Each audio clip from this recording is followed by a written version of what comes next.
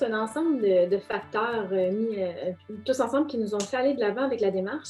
Pour améliorer notre performance en matière de citoyenneté corporative, on savait qu'on était capable de faire plus, mais on avait peut-être besoin, on n'avait pas peut-être, on avait définitivement besoin d'aide pour se structurer à l'interne, puis pour encadrer la démarche, pour la partir finalement de façon officielle. Puis on s'est rendu compte aussi dans un autre des facteurs qu'il y a beaucoup, il y avait beaucoup d'appels d'offres qui commençaient à demander des paramètres environnementaux. Donc, on voulait se positionner avec une charte, avec une politique à l'interne, puis avec des pratiques environnementales aussi, en sachant que ça découlerait après ça down the line, là, sur le reste de la chaîne, sur nos fournisseurs, sur nos partenaires. Puis le troisième facteur qui a vraiment cristallisé le fait qu'on s'en aille vers la démarche, c'était le fait que la troisième génération dans l'entreprise, on est une entreprise familiale, Kim et moi faisons partie de la troisième génération.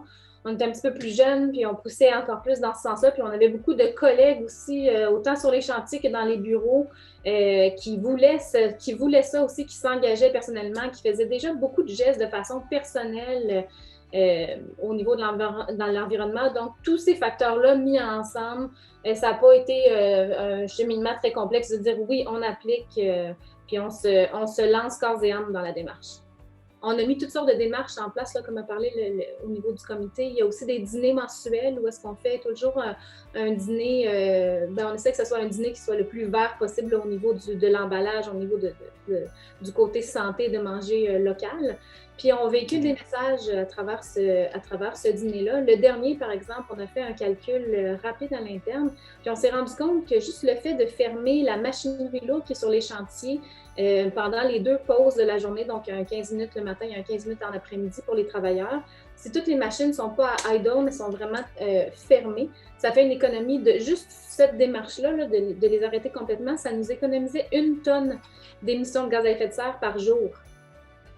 Donc, c'est quand même intéressant de pouvoir quantifier, puis de pouvoir après ça monitorer dans le temps. Puis évidemment, de notre côté, ça va être aussi d'aller chercher de la machinerie plus performante. Donc, de fil en aiguille, ça devient comme un catalyseur. Là, on a envie d'en faire plus. On se rend compte que tout est à faire finalement, puis on peut se permettre d'être très créatif là-dedans. Puis dans le programme, il y a aussi beaucoup de latitude pour les entreprises, donc d'aller plus vers un axe qu'un autre, tout en essayant de garder un équilibre.